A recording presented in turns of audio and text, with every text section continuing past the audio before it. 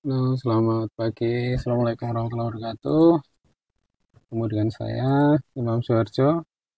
Kali ini kita mau sharing materi sedikit tentang IoT Cloud di revolusi industri ya, 4.0 ke 5.0. Oke ya, mungkin kalau yang belum tahu saya profil singkat saya, nanti bisa diselami. Terus yang berikutnya terkait dengan ini apa ya, eh, revolusi industri ya. Saat ini udah masuk di era industri 4.0 dan mulai masuk ke 5.0 ya. Meskipun industri 5.0 itu sebenarnya belum final ya, masih ada konsep dan dalam tanda kutip ada yang menuai perdebatan juga. Tapi beberapa negara juga sudah mulai menerapkan ini ya, industri 5.0. Eh, jadi contoh penerapannya misalkan ini industri 5.0 di era society 5.0 sebenarnya ada dua hal yang terpisah ya. Kalau era society ini Jepang yang menginisiasi, kalau yang industri 5.0 itu global ya. Misalkan ya perawatan jalan dengan robot sensor, pembersihan rumah dengan robot ya, bagaimana ngirim paket tanpa awak, bagaimana penerapan AI di restoran, layanan kesehatan dengan remote, dan banyak lagi contoh-contoh yang lain. Ini beberapa revolusi industri.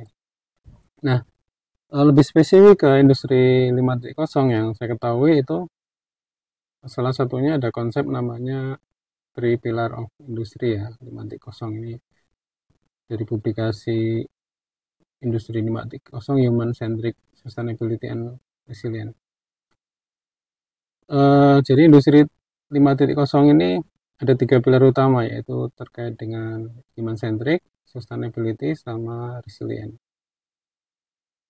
Apa itu? Nah, eh, human centric tadi fokusnya ke manusia. Jadi manusia itu ya menjadi fokus utama. Jadi dengan teknologi itu bukan berarti nanti manusia ditinggalkan, tapi nanti bagaimana industri itu bisa berdampingan antara manusia dengan teknologi, misalkan kolaboratif robot atau chatbot ya, bagaimana manusia itu berdampingan dengan robot tanpa mengurangi porsi pekerjaan manusia. Terus yang kedua adalah terkait dengan keberlanjutan atau sustainability. Ini kan ada masalah ekonomi, sosial, politik, apa namanya dalam jangka panjang itu. Ini yang menjadi tantangan di dalam industri 5.0. Jadi industri 5.0 ini memikirkan juga masa depan. Terus juga terkait dengan resilient atau ketahanan. Sini terkait dengan bagaimana industri ini bisa menekankan pentingnya pembangunan sistem industri yang tangguh ya, adaptasi terhadap perubahan, gangguan, baik dari faktor internal maupun eksternal. Nah, ini tadi ya, ini beberapa contoh revolusi industri 5.0 yang melibatkan teknologi canggih dengan kemampuan manusia ya di sektor industri. Tadi ada saya sebutkan kolaboratif robot atau cobot manusia di robot di pabrik ya, robot di pabrik, bagaimana pemeliharaan prediktif dengan IoT, augmented reality, dan juga perlu dukungan teknis pelatihan misalkan AI untuk optimasi produk, bagaimana penggunaan kecerdasan buatan dalam manajemen misalkan rantai distribusi atau pasokan gitu ya. Ini beberapa contoh awal ya industri 5.0. Nah, bagaimana perbandingan industri 4.0 dan 5.0 ya. Jadi kalau eh, yang 4.0 yang sekarang sebagian besar sudah berjalan saat ini ya, yaitu fokusnya ke otomatisasi dan digitalisasi proses. Nah, sementara nanti yang 5.0 terkait dengan ya perlu ada kolaborasi antara manusia dan mesin. Teknologi ya, kalau yang 4.0 ini terkait dengan IoT, eh, komutasi, cloud computing. Nah, nanti kalau yang 5.0 ada chatbot tadi ya, mesin AI yang canggih, augmented reality yang lebih bagus lagi, dan teknologi wearable device.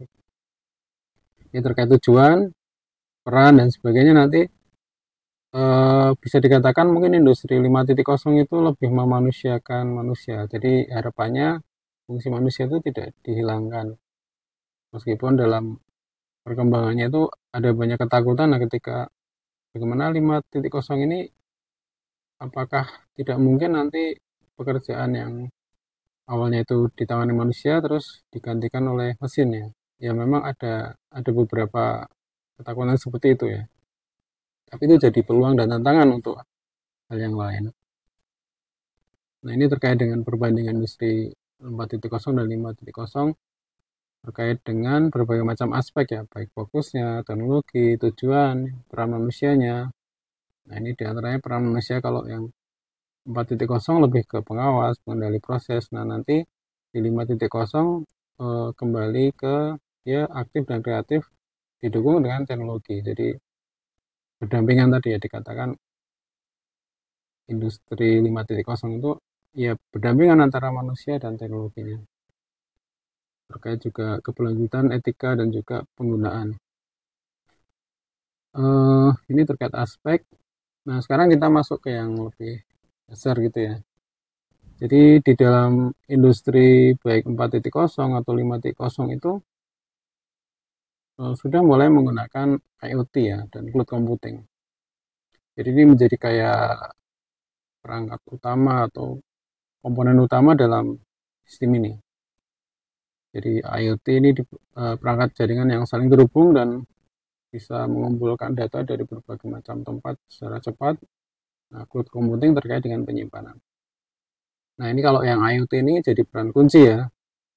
Saya baca-baca di berbagai macam tulisan bahwa IoT ini ya jadi peran kunci di dalam industri 5.0 dan 4.0 sebelumnya.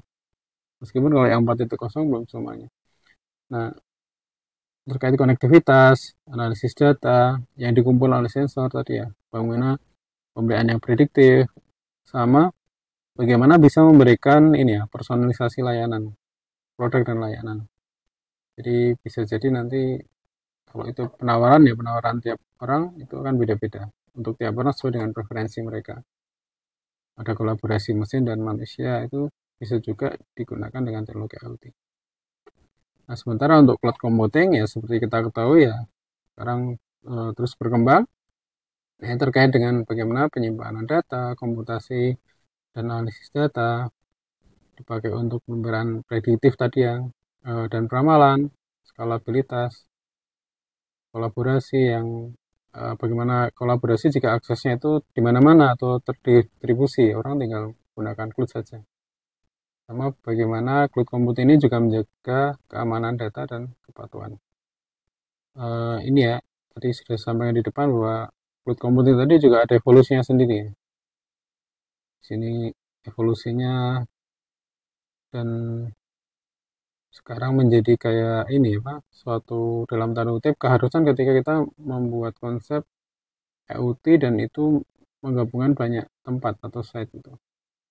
Kalau IoT-nya secara lokal ya ini mungkin tidak diperlukan, tapi ketika itu dari mana saja gitu ya, solusi yang paling mudah biasanya orang menggunakan layanan cloud. Nah, ini terkait dengan tantangan keamanan dan privasi ya. Ya hampir sama di IoT atau di sistem jaringan itu menghadapi masalah yang sama ya, menghadapi tantangan yang sama, masalah keamanan dan privasi. Jadi bagaimana kemungkinan yang paling besar misalkan terjadi serangan DDoS gitu ya, atau orang melakukan hacking ya, ada virus ya, mungkin atau password cracking ya. Ini karena ya akses utamanya kalau kita sudah terhubung ke dalam jaringan itu ya salah satunya ya menggunakan user password atau menggunakan akun. Nah, ini menjadi potensi bagaimana itu diserang. Atau orang melakukan serangan dengan melakukan pelemahan sistem dengan menyerang secara masif dari berbagai macam tempat ya. Seperti menggunakan DDoS attack. Ini bagaimana keamanan di 4.0 dan 5.0 ya secara umum ya bersama. Cuman tantangannya kalau di 5.0 ya lebih kompleks gitu ya. Jadi karena ada peran mesin dan peran manusia gitu ya, nanti kompleksitasnya juga makin tinggi ya. Nanti ada edukasi, masalah privasi data, masalah keamanan perangkat, regulasi dan sebagainya nanti menjadi aspek yang baru ketika penerapan industri 5.0 ini.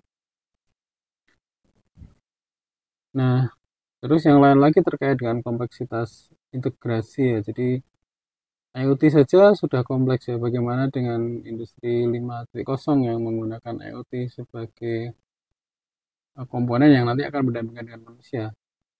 Nah, ini biasanya kalau di dalam sistem IoT atau platform IoT itu biasanya ada namanya middleware. Jadi ini adalah perantara gitu antara hardware dan aplikasi. Jadi kalau hardware itu kan umumnya perangkat dengan kemampuan atau fungsi yang terbatas, bisa jadi analog atau digital secara sederhana.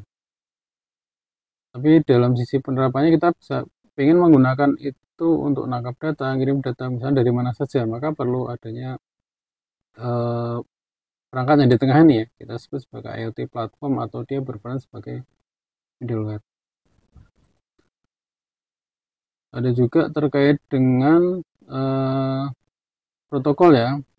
Jadi misalkan kalau kita lihat IoT sendiri itu protokol komunikasinya itu juga beragam ya. Protokol komunikasi sama protokol jaringannya itu ada banyak sekali. Nah ini kita milih yang mana atau yang diperlukan yang mana itu ya kita harus sesuaikan dengan ini, dengan kebutuhan ya. Misalkan apakah itu pakai WiFi atau Bluetooth atau Zigbee, atau mungkin untuk protokol pengiriman datanya misalkan menggunakan MQTT atau HTTP atau yang lain. Nah, ini bisa jadi pemilihan ini ya perlu dikomunikasikan gitu ya, apalagi ketika nanti akan diintegrasikan ya. Sarana dan framework ya, tadi ada standarnya. Nah, sementara untuk yang industri 5.0 sendiri juga masih mencari bentuk ya, tadi ya standarnya belum muncul ya. Nah, yang saat ini sudah ada cukup banyak juga ya platform atau framework IoT ya, seperti ada Google Cloud, AWS. Hampir semua layanan cloud itu juga menyediakan semacam framework untuk IoT ya. Biasanya dipakai untuk analitik datanya gitu, sehingga orang tinggal menggunakan saja. Terkait dengan interoperability ya, bagaimana tadi ya konektivitas antar perangkat yang berbeda dan masalah keamanan. Ini sistem operasi tadi ya, middleware itu juga banyak ya, butuh sistem operasi, ada banyak sistem operasi, pengelolaan data. Jadi ekstensinya bisa jadi beda, atau formatnya beda, ada yang JSON, ada XML, ada perangkat misalkan butuh pembaruan, nah bagaimana sistem pembaruannya, karena nggak mungkin sistem operasi atau perangkat tadi softwarenya itu saja, misalnya ketemu bug dan sebagainya, bagaimana mekanisme update-nya, sama kompatibilitas dengan layanan cloud. Nah, apakah ini support apa tidak terhadap layanan cloud yang ada gitu. Sama yang terkait dengan keterbatasan infrastruktur ya, bisa jadi konektivitas atau latensi ya. Konektivitas jaringan ini tadi ya ada banyak pilihan ya. Misalkan kalau yang aksesnya butuh dekat-dekat saja mungkin bisa menggunakan NFC. Atau kalau yang lebih jauh lagi bisa pakai LoRa atau WiFi. Nanti ada masalah juga terkait dengan daya tahan misalkan atau baterai gitu ya. Nah, untuk tantangan di dalam industri 5.0 sendiri ya terkait dengan infrastruktur tadi ya, bisa jadi nanti kapasitas dan bandwidth ya mungkin tidak mencukupi ya. Beberapa teknologi nanti bisa jadi membutuhkan kapasitas bandwidth yang tinggi ya, terutama untuk yang membutuhkan ini ya visualisasi gitu ya. Maka dia butuh kapasitas bandwidth tinggi, selain juga latensinya yang rendah. Sama yang pasti handal masalah keamanan dan privasi juga jadi dilindungi, terus juga skalabilitas bagaimana ketika itu mau dinaikkan atau ditingkatkan itu bisa dengan mudah. Terkait juga dengan interoperability, bagaimana edge computingnya, dan juga terkait dengan biaya dan pemeliharaannya seperti apa. Nah, ini terkait dengan tadi ya skalabilitas tadi. Ini contohnya kita ambil dari cloud gitu ya. Layanan scalability di cloud itu bisa dinaikkan ini ya, dinaikkan ke atas gitu. Dinaikkan ke atas itu artinya yang tadinya misalkan kita punya CPU 16 dijadikan 32, misalkan RAM-nya 16 GB jadi 32 GB dan seterusnya, itu dinaikkan secara vertikal. Atau bisa juga horizontal scaling ya, yang ditambah itu lokasinya ya. Misalkan lokasi servernya itu awalnya satu gitu ya, terus ditambah menjadi 4, itu lokasinya beda-beda. Atau mungkin servernya satu lokasi tapi ditambah jumlahnya. Atau misalkan kalau beda-beda seperti bisa menggunakan CDN ya. Atau dua-duanya ya, baik scaling secara vertikal atau secara horizontal. Nah, ini tadi terkait connectivity ya. Jadi IoT device, connectivity ke cloud tadi menggunakan apa. Dan juga tantangannya scalability tadi ini ya. Bagaimana ketika ini sudah ada gitu ya, bisa jadi nanti sistem ini nanti dipakai untuk pihak ketiga. Dijual atau sebagai layanan tambahan tapi ada pengguna lain di pihak ketiga. Nah, ini juga menjadi sebuah model yang mungkin perlu disiapkan gitu. Ketika ini menjadi penting, nah, bisa jadi kan ini orang lain itu akan dalam tertarik ya, menggunakan layanan ini atau misalnya membeli atau seperti apa. Tapi membelinya sebagai sebuah service, beli datanya atau beli apa gitu ya. Tetap yang ngelola connectivity dan device-nya sebelah sini. Ini terkait dengan biaya tadi, ya, tentu harus melihat ya ada bagian ini ya, secara dari segi biaya ada investasi awal, ada juga biaya operasional.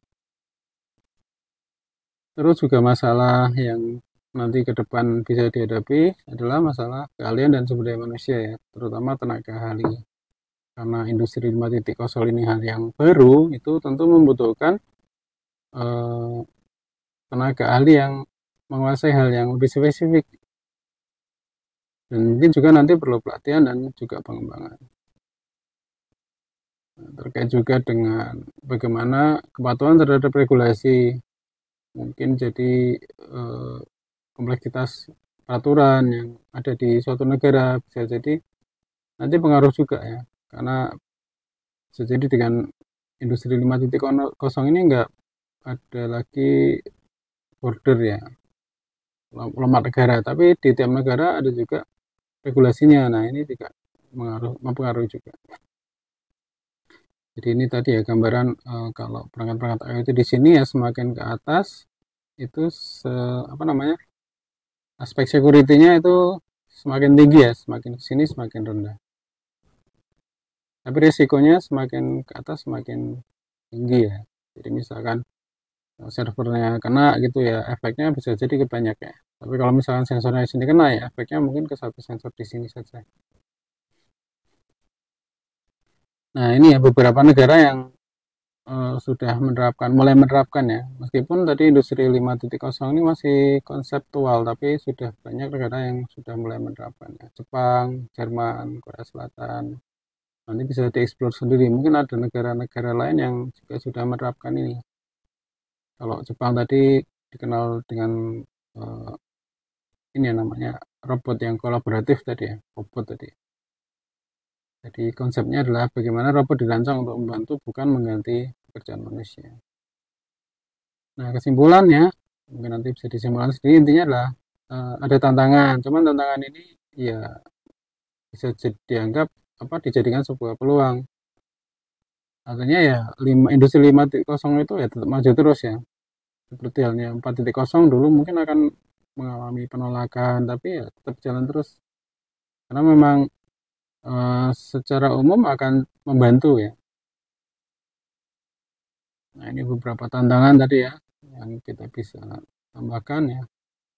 Keamanan data, ya ini resiko yang mungkin dihadapi, tapi tadi tetap mungkin masih bisa diatasi ya. Tadi ya bagaimana atasnya ya, kita salah satunya dengan mempelajari dan menangkap peluang ini. Masalah rendahnya literasi digital. Kalau di Indonesia terkait dengan kendala geografis, infrastruktur jaringan, dan juga ada tantangan-tantangan yang lain terkait dengan interoperability, skalabilitas, manajemen data. Nah, ya meskipun ini jadi sebuah tantangan, tapi tadi ya bisa jadi ini menjadi sebuah, ada solusinya itu. Ada orang yang, atau ada orang atau lembaga yang bisa menawarkan solusinya. Artinya menjadi peluang untuk yang lain. Oke, mungkin itu saja ya sekilas. Karena ini masih relatif baru, mungkin kalau ada salah-salah saya mohon maaf, dan saya tutup dulu. Selamat pagi, assalamualaikum warahmatullahi wabarakatuh.